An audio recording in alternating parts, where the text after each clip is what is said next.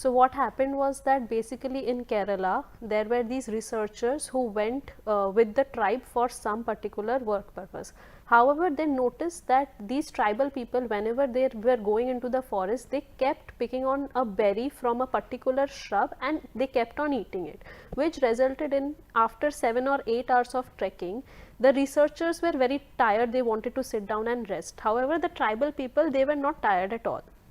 So when these researchers collected samples of these berries and they took it back to their research station, they found out that these particular berries had certain anti-fatigue properties, which was an alternative for coffee for these tribal people. Right.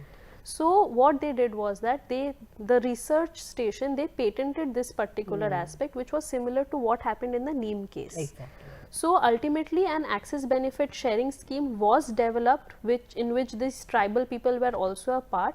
However, when the negotiations went on for a certain amount of time, the ultimate result was that the actual benefit that was received by the tribal people was very nominal compared to the actual profits that the company made out of this Exactly. particular product.